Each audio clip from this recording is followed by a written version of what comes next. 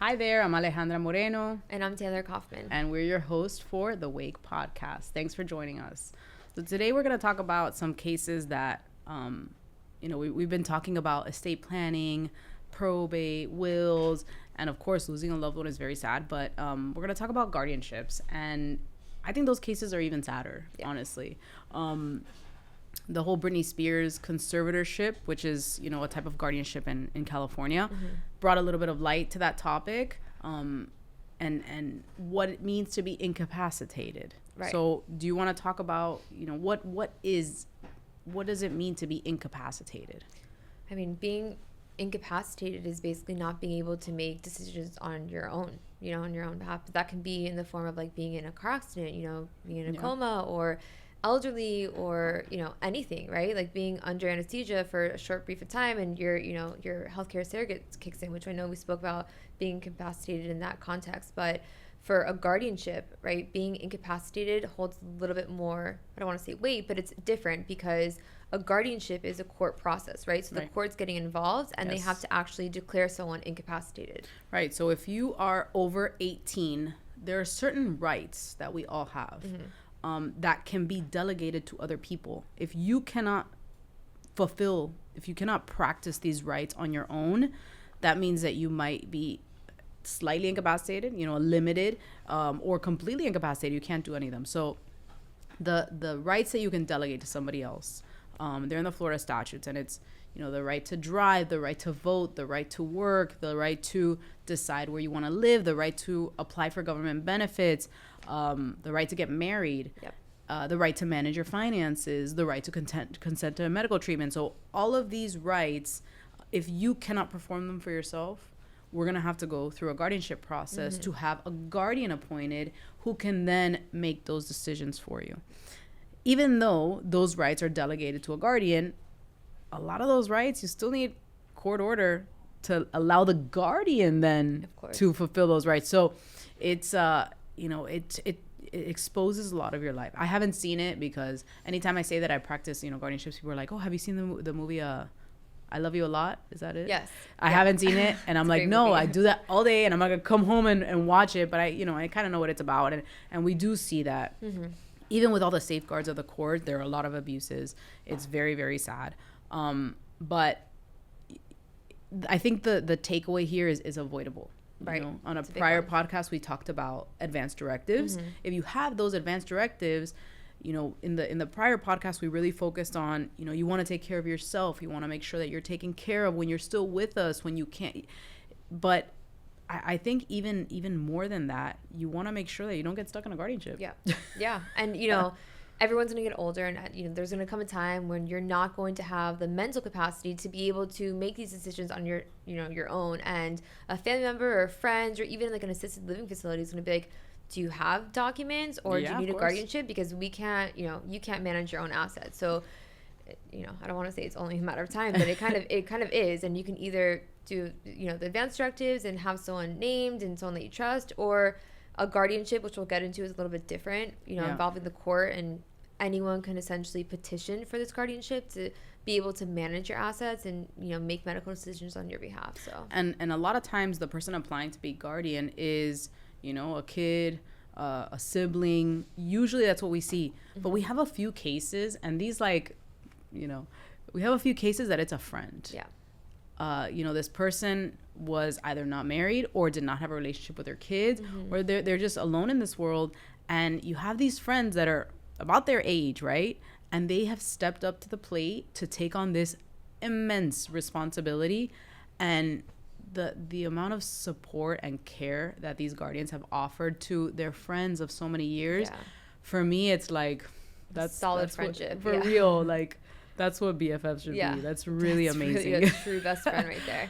Because it's a lot. It's a lot of work. And, we as much as we explain the process to them, and we're like, you have to do your fingerprints, you have to do a background check, you have to take this course, you have to do all these things. Like, when you're spending so many days away from work to, fulfill your duties, your responsibilities as a guardian, it's a huge task. It's almost like another job. It is, yeah. You're taking care of someone else, and then you're having to correspond with attorneys. And I think the biggest difference, without getting too into it between a probate and a guardianship is like a probate ends once the Yeah, assets yeah, are distributed, yeah. but like a guardianship, It can be forever. it can be forever until that person Until they passes pass away. away. Like every year you're having to file things to the court. I mean, every month you're speaking with the attorney. There's so many documents to file, so many things to do. So, it's different versus if, you had other documents in place, it would be a different story. But the And guardianships, a lot of these guardians, sometimes if your child, your sibling, whatever, is very, very, very close to you, they might know a little bit about your finances. Yeah. But think about a friend that, they're your friend, but you haven't seen them in 10 years. They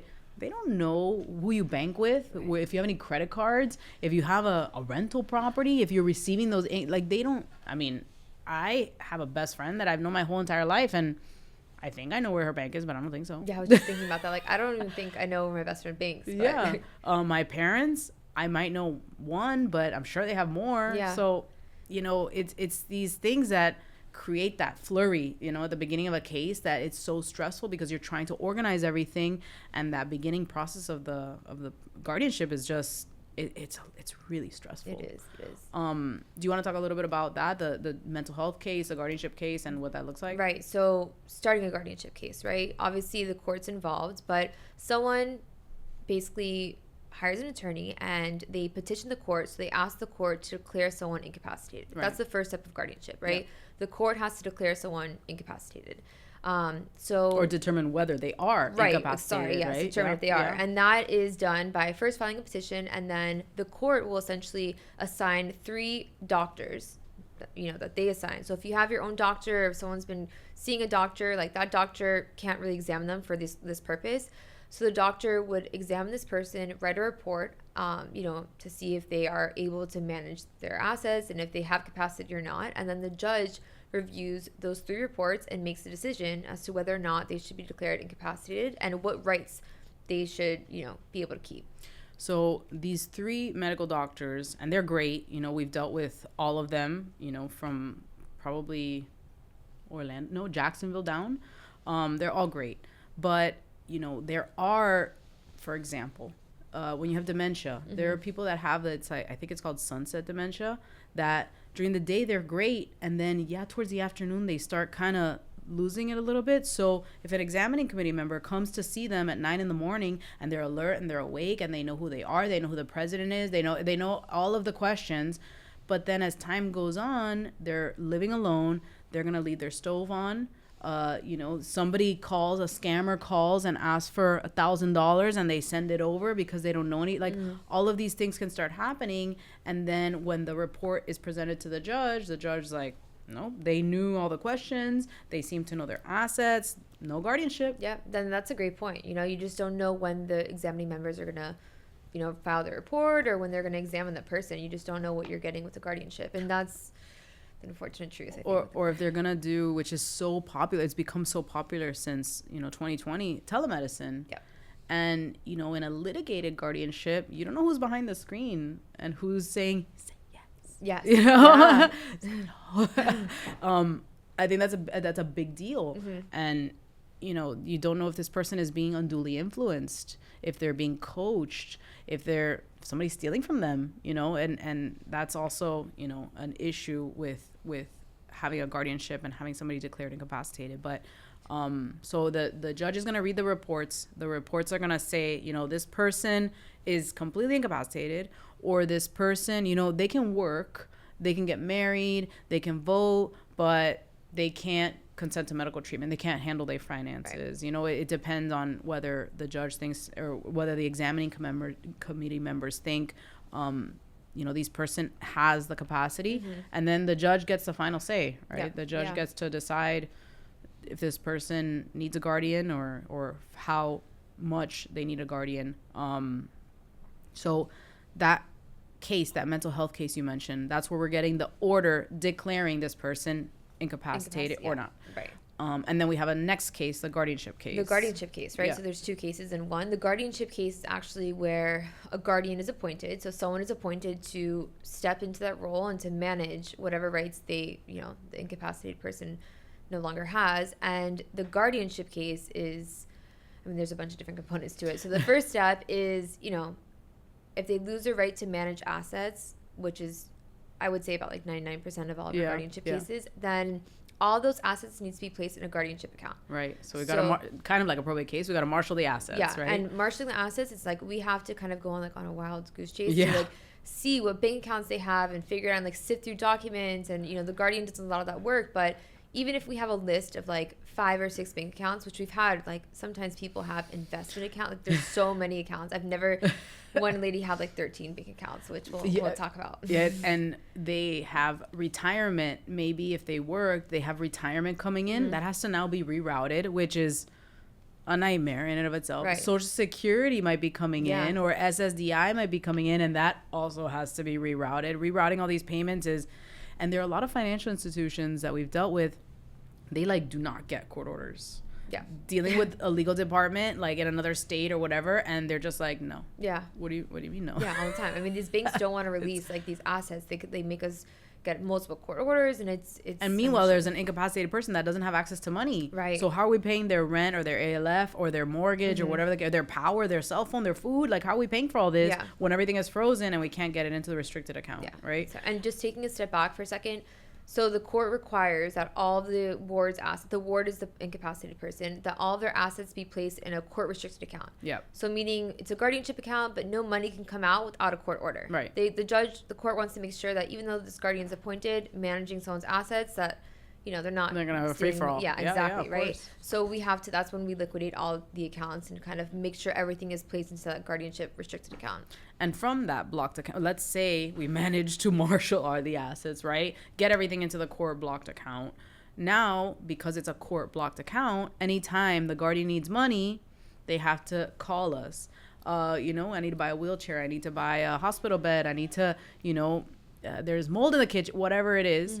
They send us an invoice. We prepare a petition. They got to sign the petition. We submit it to the court. We need to wait till the judge has the petition. And then we also have certain requirements that we need to submit to the court before we send an order to the judge. Yep. And then the judge will issue an order that says, okay, this incapacitated person, they need a hospital bed. It's $100, court restricted account. Please make a check for $100 payable to hospital bed or us.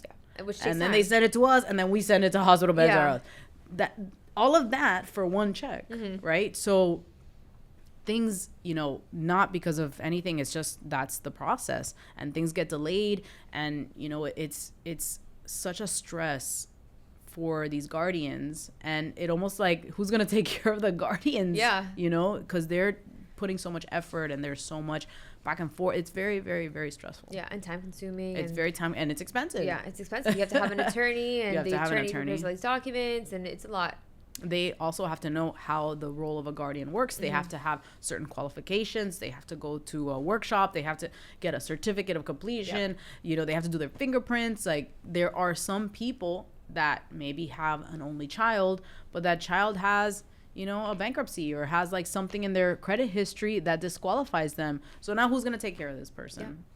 Sometimes like the court will appoint someone. Sometimes the court will appoint somebody, right. And they do fantastic job, but it's, it's so tough to deal with these cases. That's why I say they're sadder than the probate cases. Yeah. And, we have had cases where people have had their rights restored, and we've been able to close the guardianship. Yeah. But out of all those cases in my career, I think we've had 3, out of hundreds of cases. Yeah, they're not common. So that's 3% of the cases that get. All the other ones end in, whenever they pass away. Yeah. They are never, recapacitated. So it's tough. It's tough, and I think the most important thing is it is avoidable. Right. That's the biggest. It is absolutely avoidable. And it's not just, signing your power of attorney. It's making sure all the people that have access to your assets have a copy of that power of attorney. Yep. They know about we it. want to make sure your bank has a copy of that power of attorney. So before you're incapacitated, everything is in place. When you can still make decisions, you've already set, all the safeguards. Right. And not, this person is now completely incapacitated, and your agent shows up at the bank and says, hey, my friend here or my mom has an account with you and she wants to give me access, right, mom? And here's a power of attorney. That looks sketch. Yeah, no, it is. And the banks sketch. And once you are incapacitated, you can't sign advance directives. No. So you're not going to be able to, sign a healthcare surrogate, a durable power of attorney. So that's, a big thing too. Or a will. Or a will, a trust. anything, Any legal document. Yeah, right. So that's actually a great point. So and that little tip right there is something that you don't get from, downloading something online or having, an attorney that doesn't practice in this area, that hasn't dealt with guardianships, that won't give you that, tip and say, okay, you signed your advance directives. I'm going to send you, an email so you can send it directly to the legal department of your bank. It's on your file and you're good. And you don't even have to think about it anymore. Right. If not, yes, you sign this document, but you got to think like, will my bank accept it? Yeah. Find out. Do it right now. Exactly. Yeah. Make sure they'll accept it yeah. now. So that's a big deal. And I think those are things that people don't know. No. Or, not all advance directives are created equally, right? So if you download a Google form, which we know has its own issues, but the documents that we produce make sure that everything is covered. So sometimes, and we've seen it, like people come in and like, okay, well, my mom has an advance directive and there's like 3 powers that they are able to do. They're not able to, open a bank account or pay the assisted living facility, things like that, and they need to open up a guardianship. So even though they sent money on advanced directives, it doesn't cover everything, and they're they have to go through a guardianship. And the advanced directives might have been done by an attorney that just is not an estate planning attorney or a guardianship attorney that can look at it and be like, this little one pager, I saw it in a case and it was ugly. Exactly. This is not the power of attorney that you want. Yeah. You want something that covers your bases. You want something much more clear. You want to make sure it's done properly. And I mean, I've seen attorneys prepare power of attorney that get litigated, and you've seen it too. Yeah. For years, and it's it's sad. It is sad. Yeah. It's really sad. You're putting these people in a really bad position. If somebody comes to me and says, "Hey, I'm getting a divorce. Can you help me out?" Like, or I got arrested. I got a DUI. Can you help me out? I'm like, no. You got to call the attorneys that work on that. Yes. And I'm not going to try to make a buck to take a case that I don't know how to handle. Leave me in my box. Yeah. I know exactly. Leave me in my box. I'm happy here. But I think that's a big deal. Our areas of law have become so specialized. 50 years ago, you had your attorney that practiced door law. Anything that came through the door, they knew how to do it. And that's amazing. But there's so many intricacies in the law. Everything has become so complex, so litigated. You got to make sure you're in the right hands for what you need. Right. I think that's really important. Especially if you think that you're in good hands by having these documents. And then you find out, like, no, we actually need to spend more money and hire an attorney and things. We've seen it. It's hard. It's sad for the families, too. Or in a guardianship case, a lot of these people, they don't know that their documents didn't work. But they're putting this, like... it's a second job on somebody else to deal with because their documents were not done properly. I think that's a big deal. Yeah. And aside from the court process and everything, I'll just say that, when a guardianship is open, you don't really get to pick, the incapacitated person doesn't really get to pick who is going to be the guardian. No, like, it's not. Whoever reaches out to the attorney or whoever has priority. But we've seen cases that, like, people fight over the appointment. Yes, of course. 2 kids want to be the guardian. Sometimes they can't be a co-guardian together. And, the court may step in and we're appointing a third party, a total stranger is going to manage your parents' finances, or say where they live, or sell their house, or put them in a nursing home, or that might not have been their wishes, and it's just because things were not done in a way to avoid all of this. So I think that's really important. Yep. Awesome. So thank you for joining us. We've had a great time. Follow us for more episodes and more information about estate planning, guardianships, and probate. We are ASM Law Group, preserving what matters most for those who matter most. Thank you. The Wake is for informational purposes only and does not constitute legal advice. The discussions in this podcast are meant to bring awareness to important issues, but they should not be considered a substitute for professional legal guidance. If you need legal advice tailored to your specific situation, please consult a qualified attorney.